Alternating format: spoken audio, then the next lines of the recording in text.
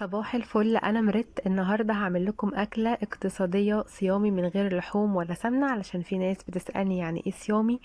والاكله دي لذيذه وبسيطه قوي، ورغم بساطتها دي فطعمها حلو، والصلصه بتاعتها لذيذه قوي. وانا متاكده ان انتوا هتعملوا الوصفه دي وهتكرروها في الايام اللي جايه كتير قوي، لانها سهله وفي اقل من نص ساعه هتكون جاهزه معاكم.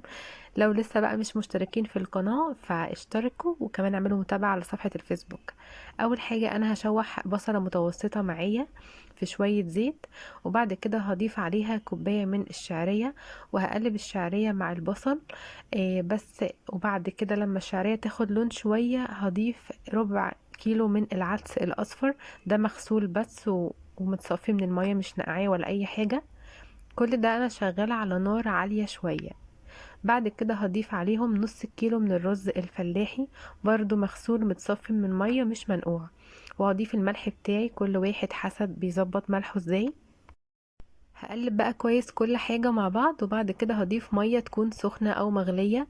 انا ضفت على الكمية دي 5 كوبايات مليانين من المية، بحيث يكون ارتفاع المية حوالي كده 2-3 سنتي عن الرز. بعد كده اول ما تاخد غلوة، يعني اول غلوة معايا، وبعد كده هقفل على الحلة واهدي النار بقى شمعة خالص، كأنكم عادي بتسووا الرز. بالنسبة للطريقة اللي متعودة اعمل بيها الصلصة، فانا بسلق الطماطم الاول لحد ما الطماطمية كده تكون القشرة يعني زي ما انتوا شايفين فكت من عليها.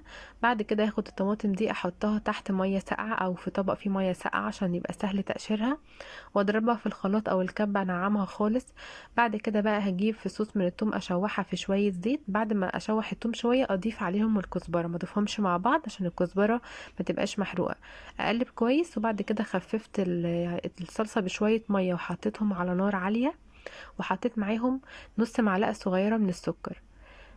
بعد كده بقى نرجع بعد 10 دقايق، فتحت على الحلة كانت المية نشفت، قلبت من تحت لفوق، والحركة دي عشان اضمن ان العدس ما يعجنش والرز كمان ما يعجنش معايا، يبقى طالع مفلفل. وكده بعد ما عدى 10 دقايق وقلبت قفلت تاني، وعدى 10 دقايق كمان او اقل شوية، وكان خلاص كل حاجة مستوية معايا. وزي ما انتوا شايفين العدس والرز كل واحد كده طالع لوحده، مش ملزقين ولا معجنين مع بعض.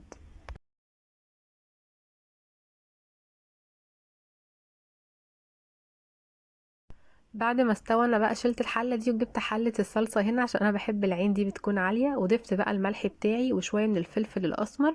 ممكن تضيفوا مكعب من مرقه الخضار، بس انا ما كانش عندي اليوم ده، انا متعوده برضو بضيفها. واسيبها على النار كده تتسبك حوالي 10 دقايق كمان. انا بعمل طبعا الصلصه بالتوازي مع الرز بالعدس، يعني مش بعمل كل حاجه لوحدها، فالوصفه كلها ما خدتش معايا نص ساعه على بعض. وبكده هتكون معاكم احلى رز بعدس وشعريه وصلصه جاهزين. وبأمانة الوصفة ديت بجد بتشبع جدا، ولازم تعملوا جنبها طبق سلطة، ده أساسي. وبس كده، أنا مستنية رأيكم في التعليقات، وأشوفكم في وصفة جديدة، وباي باي.